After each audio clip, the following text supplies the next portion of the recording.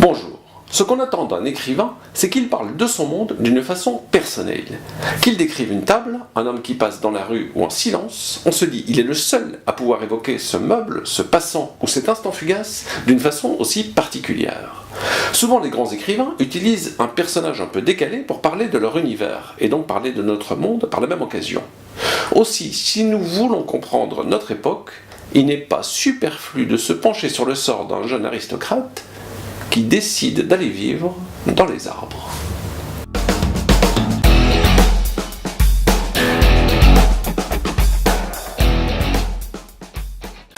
Un grand écrivain, c'est le maître d'un château imaginaire dont lui seul détient les clés.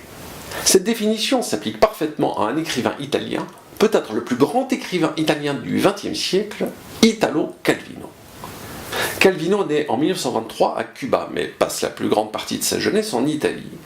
Il a la particularité d'être à la fois un homme d'action, il a été résistant pendant la guerre, et un homme de lettres, puisqu'après le conflit, il a commencé à publier des romans. Et il est déjà assez connu lorsqu'en 1957, il publie son chef-d'œuvre, Le Baron Perché. Dans ce roman, qui commence en 1767, il imagine un jeune noble qui, à l'âge de 12 ans, décide du jour au lendemain d'aller vivre au milieu des arbres. Il rompt avec son milieu aristocratique et va vivre le restant de ses jours au milieu des arbres. Là, il découvrira le monde, il rencontrera des gens, parfois des brigands, il rencontrera aussi des jeunes filles et ira même jusqu'à se marier dans les arbres. On voit que Calvino a retenu la leçon de Kafka. Il part d'un postulat absurde et déroule une suite logique et farfelue d'événements qui amusent le lecteur, mais le font aussi réfléchir sur l'absurdité du monde dans lequel il vit et l'absurdité des préjugés qui le gouvernent. La métaphore de l'arbre est extrêmement subtile. En effet, dans un arbre, on voit loin, on voit le plus haut, mais on est aussi extrêmement seul. On est au plus près de la nature, mais on est soumis aux aléas climatiques. L'arbre, en définitive, est la métaphore de la précarité de la condition humaine. Ce roman a toutes les qualités. C'est à la fois une fable extrêmement amusante, on rit beaucoup en lisant Le Baron Perché, mais aussi une réflexion sur la société dans laquelle nous vivons, et sur les périls qui guettent un homme qui décide de vivre selon ses propres règles. L'autre caractéristique de Italo Calvino, c'est d'avoir joué avec la structure du récit. Ainsi, dans un de ses romans les plus célèbres, Si par une nuit d'hiver un voyageur, il imagine un homme qui vient d'acheter le dernier livre d'Italo Calvino, Si par une nuit d'hiver un voyageur. Il lui donne quelques conseils pour s'installer dans son fauteuil et lire le mieux possible le dernier livre d'Italo Calvino. Et le lecteur commence la lecture de son livre, qui est passionnante d'ailleurs. Mais le problème, c'est que le livre est mal broché, c'est-à-dire que les 30 premières pages se répètent de façon régulière.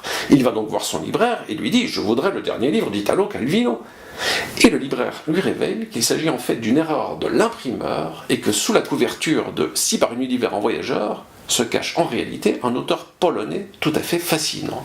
Et le lecteur commence la lecture d'un deuxième livre. Il rencontre aussi une lectrice qui est aussi à la recherche du meilleur livre possible.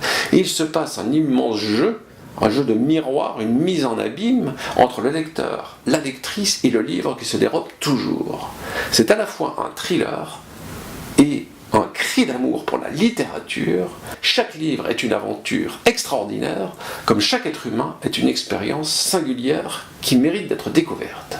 Lire Italo Calvino, c'est accéder à l'intelligence. En effet, Calvino fait partie de ces rares auteurs qui rendent le lecteur intelligent sans jamais lui imposer son érudition. C'est drôle, c'est subtil, c'est fin, c'est amusant. En un mot, Calvino, c'est l'auteur parfait, il rend son lecteur intelligent en quelques pages. Italo Calvino fait partie de ces auteurs qui utilisent des personnages un peu décalés pour parler du monde dans lequel ils vivent. D'autres auteurs préfèrent choisir des personnages apparemment anodins. C'est pourquoi je vous donne rendez-vous la prochaine fois avec un majordome anglais des années 50. Tant qu'à faire un peu de promotion, je vous signale la parution de mon dernier roman, Anonyme, aux éditions du Ver à Soie.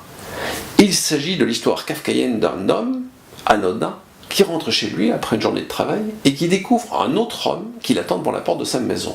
Et cet autre homme lui dit « Donnez-moi 1 euro et je vous laisse rentrer chez vous ». Et c'est le début d'une très longue aventure, très surprenante. Attention, il y a un piège, si vous tournez la première page, vous ne pourrez plus vous arrêter. Je vous aurais prévenu.